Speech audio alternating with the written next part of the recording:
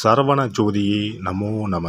வாழ்க வையகம், வாழ்க வளமுடன். அனைத்து தமிழ் நெஞ்சங்களுக்கும் கனிவான வணக்கங்கள்.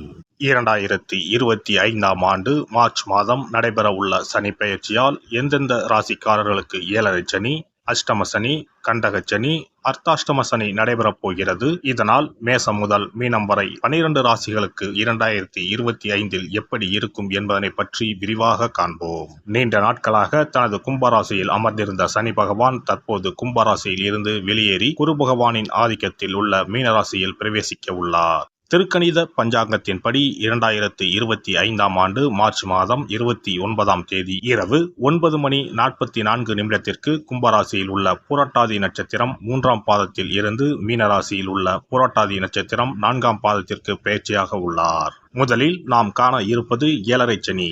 ஏழரை சனியை 2.5 ஆண்டு காலமாக பிரித்து சொல்லலாம். முதல் 2.5 வருடத்தை விரயசனி என்றும், அடுத்து வரக்கூடிய 2.5 வருடத்தை ஜென்மசனி என்றும், இறுதியாக வரக்கூடிய 2.5 வருடத்தை பாதச்சனி என்றும் அழைக்கின்றோம். கடந்த ஆண்டு 2023இல் இருந்து மகர ராசிக்கு பாதசனியும், கும்பராசிக்கு ஜென்மசனியும், மீனராசிக்கு விரயசனியும் நடைபெற்று வருகிறது.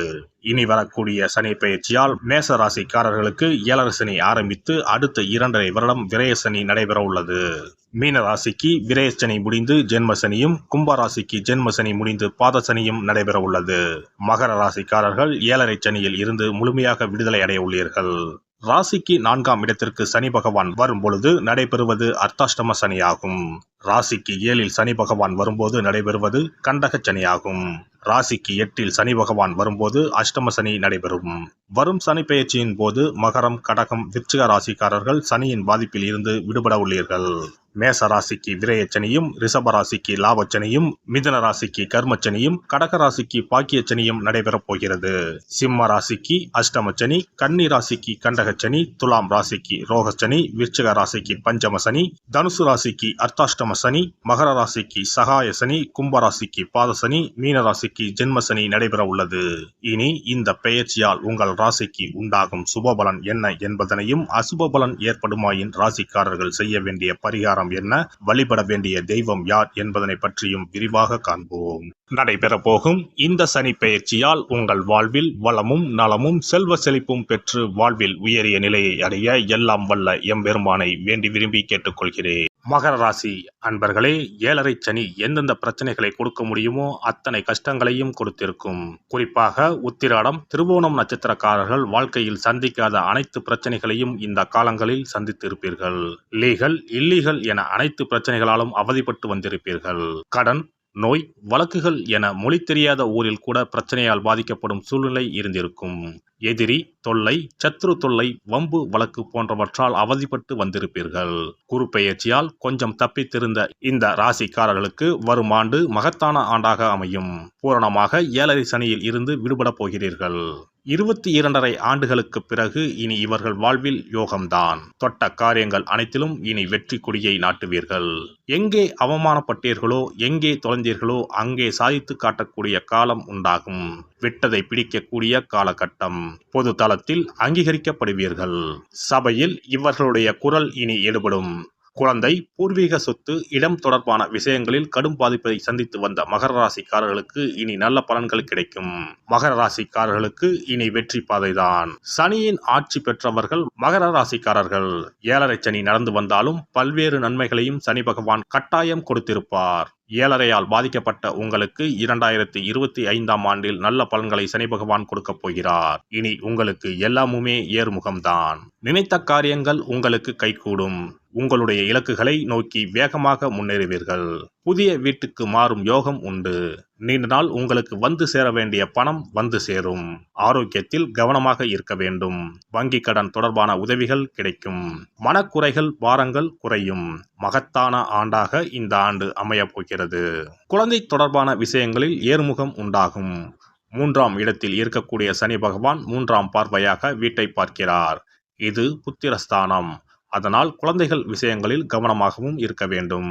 முதலீடு சம்பந்தப்பட்ட விஷயங்களில் கவனமாக ஈடுபட வேண்டும்.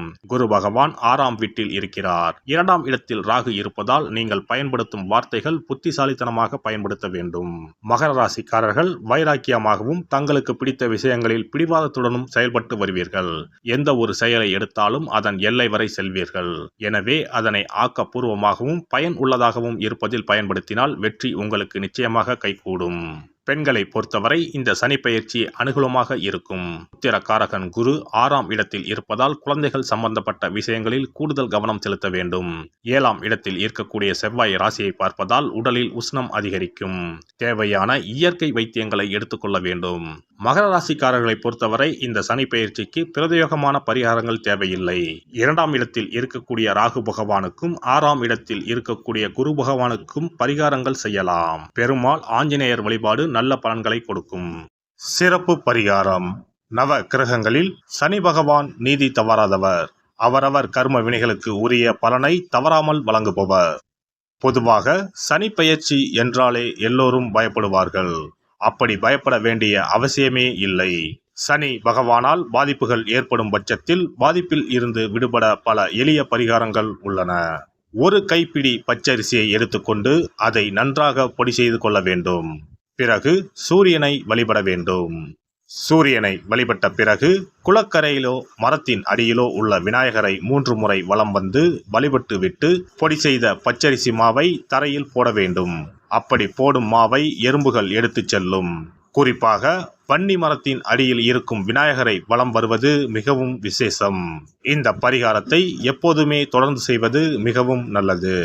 ஒருவருக்கு சனி தசை வந்துவிட்டால் அவருக்கு சந்தேக புத்தி வந்துவிடுகிறது. யார் சொல்வதையும் ஏற்றுக்கொள்ள மாட்டார்கள். குறிப்பாக அஷ்டமத்து சனி மிகவும் கஷ்டப்படுத்திவிடும். 7.5 சனியின் பாதிப்பை விடவும் அஷ்டமத்து சனி மிக அதிக பாதிப்பை ஏற்படுத்தும். அஷ்டம சனி நடப்பவர்கள் சனியினால் ஏற்படக்கூடிய பாதிப்புகளில் இருந்து விடுபட பின்கூறும் நியதிகளை கடைபிடித்தால் பாதிப்புகளின் தாக்கத்தில் இருந்து விடுபடலாம். சனி தசை நடக்கும்போது எந்த செயல் செய்தாலும் தாமதமாகும். அதற்காக கோபப்படக்கூடாது. பொறுமையாக இருக்க பழகிக்கொள்ள வேண்டும். தினமும் காகத்துக்கு எள் கலந்த சாதம் வைக்கவும். பிரதோஷ பூஜைகளில் பங்கேற்பது நல்லது. சனிக்கிழமை தோறும் சனி பகவானுக்கு இரும்பு அகல் விளக்கில் நல்லெண்ணெயில் தீபம் ஏற்றி வழிபடவும். கருங்குவளை மலர்களால் சனி பகவானுக்கு அர்ச்சனை செய்து வரலாம். வன்னி மர இலைகளை மாலைகளாக தொடுத்து சிவபெருமானுக்கு சனிக்கிழமை தோறும் சாற்றி வணங்கி வழிபடவும். சனிக்கிழமை அன்று அசைவ உணவு கண்டிப்பாக சாப்பிடக்கூடாது. சனிக்கிழமை தோறும் நல்லெண்ணெய் குளியல் செய்தால் கெடுதல் குறையும். விநாயகர் வழிபாடு செய்யலாம். அனுமன் வழிபாடு சனி பகவானின் தொல்லைகளை குறைக்கும். ஞாயிற்றுக்கிழமை மாலை ராகு கால வேளையில் கால பைரவரை வணங்கி வரலாம். தேய்பிறை அஷ்டமி நாளில் கால பைரவரை வணங்கி வருவது நன்மை தரும். ஏழை மாணவர்களின் படிப்பு செலவுக்கு உதவலாம். சனி பிரதோஷ வழிபாடு செய்வது சிறப்பு. அன்னதானத்துக்கு உதவி செய்யலாம். சித்தர்களின் பீடங்கள் ஜீவ சமாதி பீடங்களுக்கு சென்று வணங்கி வழிபடலாம். வன்னி மரத்தை சுற்றி வந்து வணங்க வேண்டும். இதனால் சனி பகவானின் கொடுமையான பாதிப்புகள் விலகிவிடும். பிரதோஷ காலத்தில் சிவபெருமானுக்கு வில்வ இலை கொடுத்து வணங்க வேண்டும். தினமும் ராமநாமம் ஜபித்து வந்தால் சனி பகவானின் தொல்லையிலிருந்து தப்பிக்கலாம். கால்கள் இல்லாமல் நடக்க இயலாதவர்களுக்கு இயன்ற உதவியை செய்யலாம். இந்த வழிமுறைகளை முறையாக கடைபிடித்து சனியினால் ஏற்படக்கூடிய பாதிப்புகளின் தாக்கத்தில் இருந்து விடுபடலாம். எல்லாம் வல்ல இறையருளால் நீங்களும் உங்கள் அன்பு குடும்பமும் உடல் நலம், நீலாயுள், நிறை செல்வம், உயர் புகழ், மெய்ஞானம் ஓங்கி வாழ்க வளமுடன். இந்த வீடியோ பதிவு உங்களுக்கு பிடித்திருந்தால் லைக் பண்ணுங்க, கமெண்ட் பண்ணுங்க, ஷேர் பண்ணுங்க. மறக்காம சப்ஸ்கிரைப் பண்ணுங்க. பக்கத்துல இருக்கிற பெல் பட்டனை கிளிக் பண்ணுங்க. நன்றி, வணக்கம். ஓம் நமச்சிவாய. சிவாய நம.